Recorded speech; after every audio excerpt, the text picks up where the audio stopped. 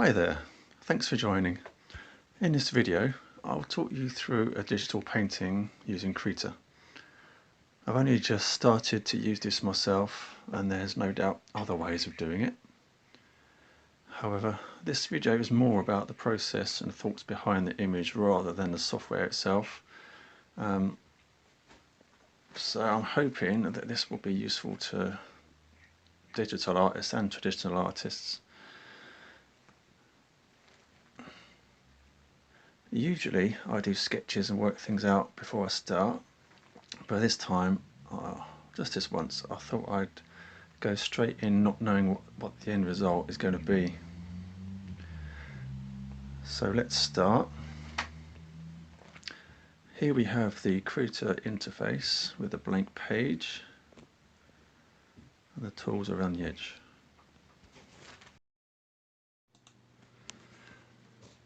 What you're seeing is sped up, by the way. I don't draw this fast.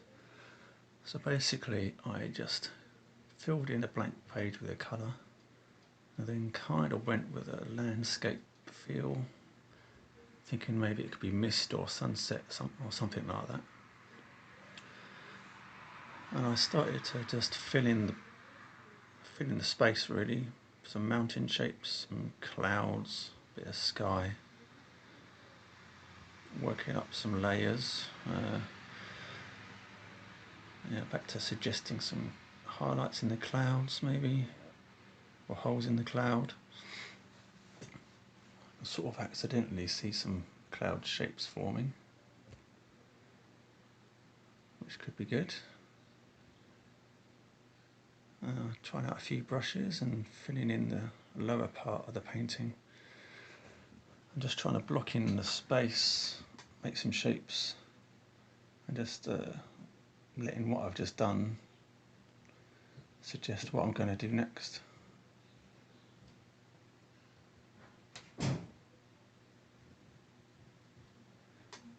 So a bit of foreground, some darkness in the foreground, and working out the kind of tones and shades.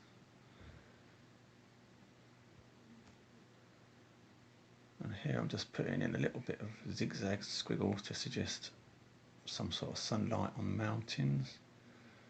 There's not really a great plan, it's just kind of feel your way and go with the flow, and you can always undo or go back or paint over what you've just done if it's wrong.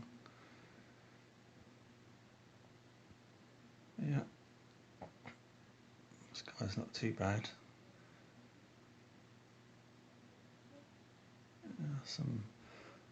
Some highlights in the distance to suggest sunlight on mountains in the distant mist, and then lighter still to suggest little spotlight, very strong area, very strong sunlight in a small area. And now I'll work on the foreground a bit. I'm not quite sure what's going here, but some kind of mountains or hills, some forest. I decide on some pointy alpine fir trees because it kind of goes in keeping with the tall, narrow format of the painting.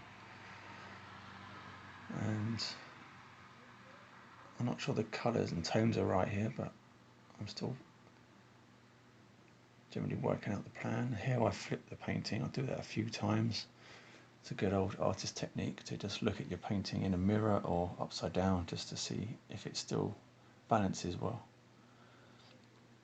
See, I go back flitting from one part of the painting to another, try and keep the balance going and not getting too caught up and bogged down in one small part. And here I'm putting in the shadow. In the shadow I'm putting the light white snow that's in the shadow, which of course is lighter than the dark rock, but darker than the sunlight lit snow.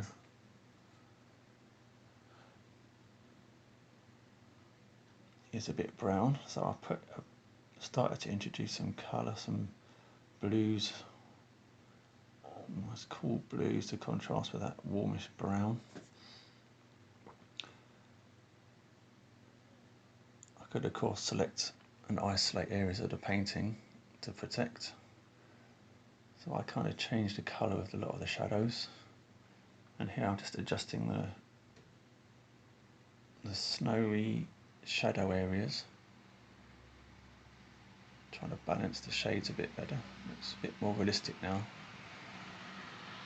I think that's improved it just that little bit. And of course adding a bit more details and form, a bit of three-dimensional form to the mountains, so they look like shapes rather than cut out pieces of paper. And of course the clouds reflect the ground and the sky around it and the light coming through it, so they're a bit of a mixture of all the colours in the painting really. I've suggested a few little highlights in the clouds, which I find is the best way of just mostly smudges and softness with a few hints of crisp edges. Seems to work well. And when doing rocks and mountains, I've also found just random shapes and zigzags helps me define it. Now I think I've selected a darker shade of the mountain as a basis for the foreground colours, and then just darkened it so that it's just a darker shade of what's already there. And then I just built up the trees of shapes. The lower hills are just a kind of overlapping series of shapes, which all should end up giving the impression of distance and space.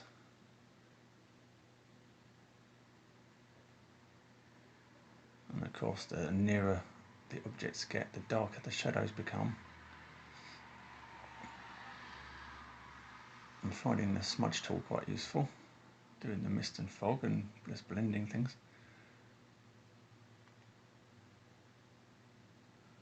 Yes, and yeah, the foreground I decided to put some rock forms rather than just massive trees. You needed a little bit of alternative shapes to contrast with the soft, fluffy trees. And I'm just blocking in some trees, some shapes. I can work on the details later. Just placing them. I think the tones need a bit of work, but yeah, bit by bit it's building up, layer by layer. And the more towards the foreground you get, the more tones and details you get. And I'm leaving the bottoms of the trees here, of course, that are kind of lost in the mist in the valley. And on the left here I'm putting even darker shadows in. Just kind of zigzagging, crisscrossing, scribbling away, keeping the pen moving basically, until something suggests itself. Accidents kind of lead to suggestions later on.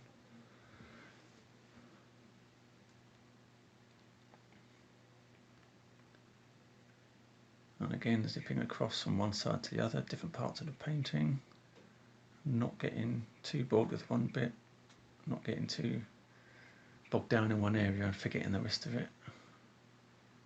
Trying to keep the balances even.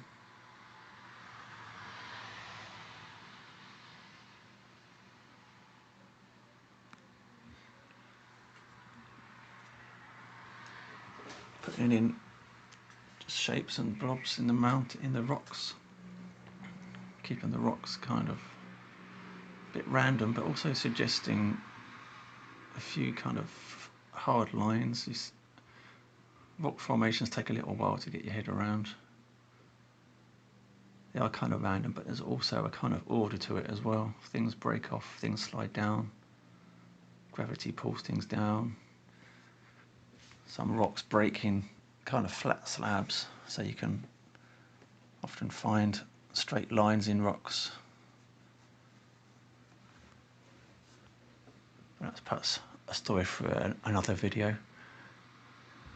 And here I'm just suggesting some highlights, maybe snow, some lower level snow, not as thick as in the mountains, just perhaps some springtime dusting of snow melting away.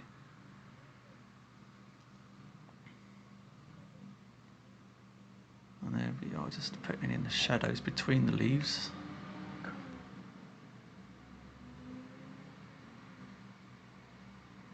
I'm kind of learning as I go, figuring out how I do it.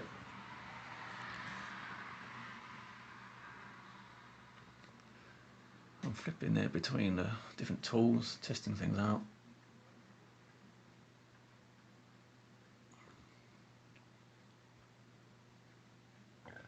And of course I zip back to the background, put in a few more little bits of snow caught on ledges and in crevices.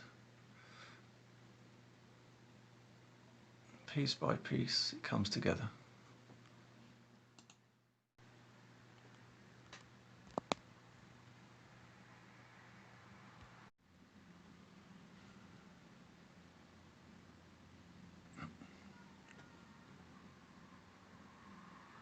So I'm continuing here to kind of skip around the painting.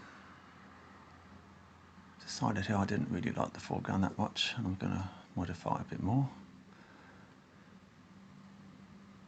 It's looking a bit pale. I think it needed a bit more light here, which I will add later.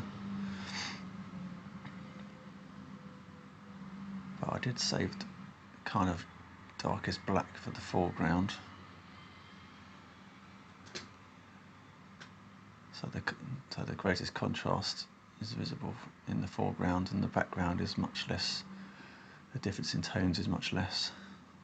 This gives the impression of the foreground being much nearer and the background being kind of misty and a bit more distant.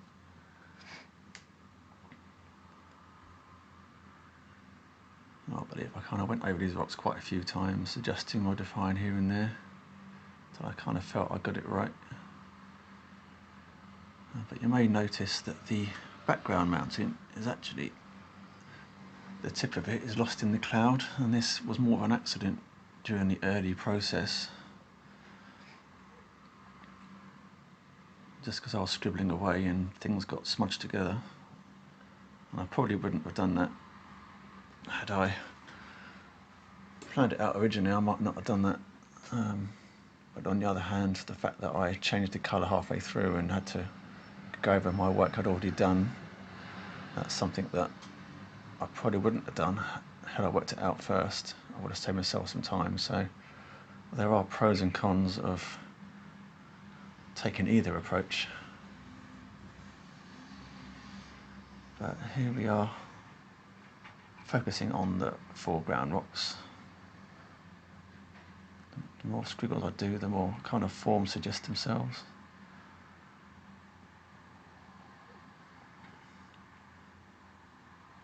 I think I got a bit overworked there, so I kind of decided to work on another part of the painting to let my brain rest a bit while I worked it out. So here in the background mountains there's even slight adjustments. It's not flat tones anymore, it's just very subtle changes implying light being reflected around, even in the shadows. Even rocks and snow will reflect things in the dark. There's very few completely flat areas in nature. You always find there's graduations, even very subtle, but they always seem to be there.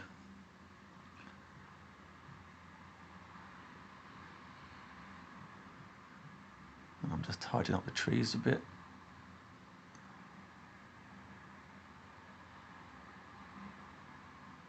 Working out how the light's affecting those distant mountains. And then back to that tricky rocky area. Certainly adds interest to the painting rather than just a load of trees.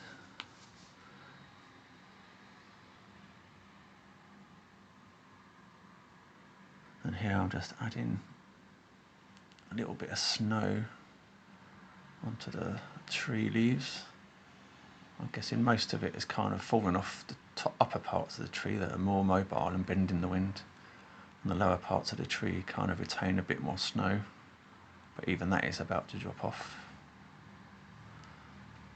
I'm just putting a few patches of snow on the rocks down below.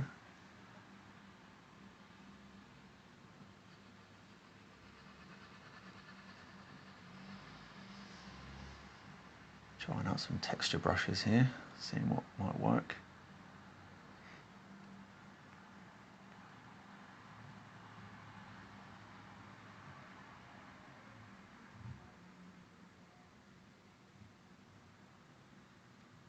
But I think you'll see I don't really work on one area too long. There's almost a, seeing this sped up, I can see there's a kind of a rhythm almost. There's only so long in one area before it moves on to the next.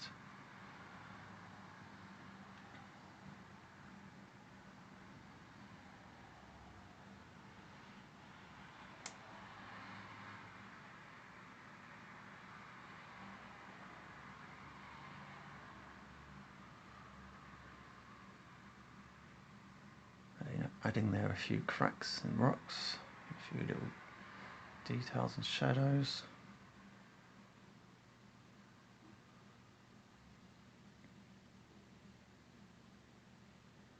A little bit of texture to the snow there.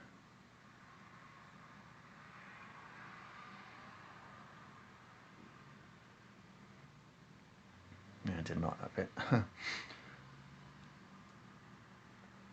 I decided to melt the snow a little bit.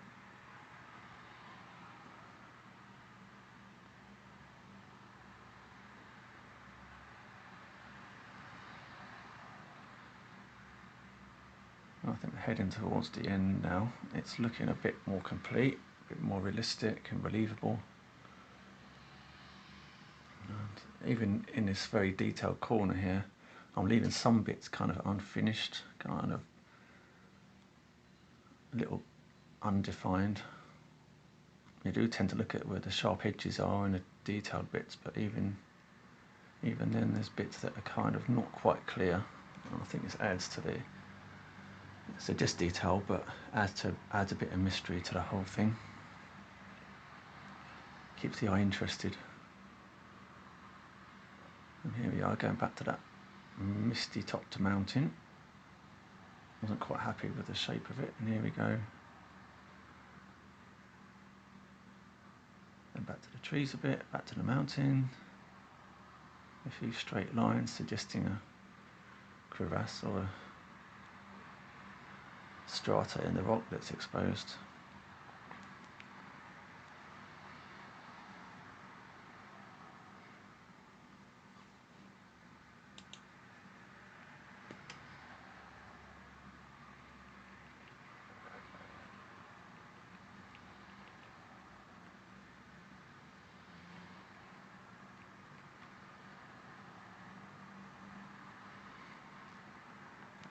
Just a few little changes here and there. What I think we'll just add a little bit.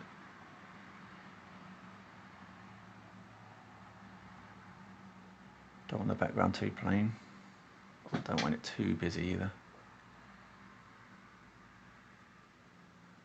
Yep, last minute decision to add some more trees. Bit of graduated, misty, foggy shapes, just to suggest a bit of form to those sort of flat looking hills in the middle. Here we are, a little bit, a few touches to the clouds. Borrowed a bit of cloud cover to use for the snow. Some highlights, a little bit of sunlight. Gap in the cloud, spotlight on the foreground a little bit.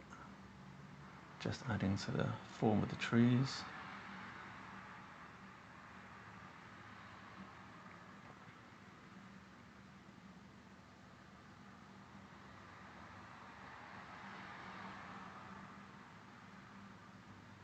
A few things tightened up in the trees there.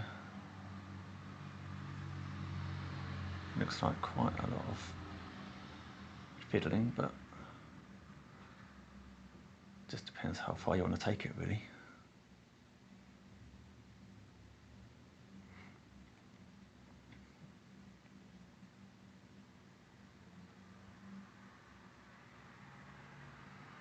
And you see I've probably made a few accidents during the course of this, and I've gone over them, I thought about it, worked them over again. But it's okay, you don't have to worry too much about mistakes. You can incorporate them or make the most of them.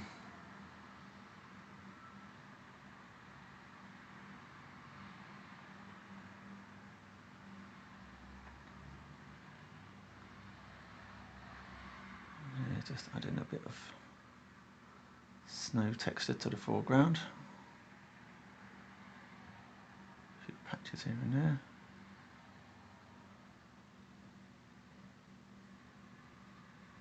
It's certainly coming together, and a bit of a surprise compared to the start when I didn't know what was going to be here. Little did I know it was going to be a snowy, mountainy landscape.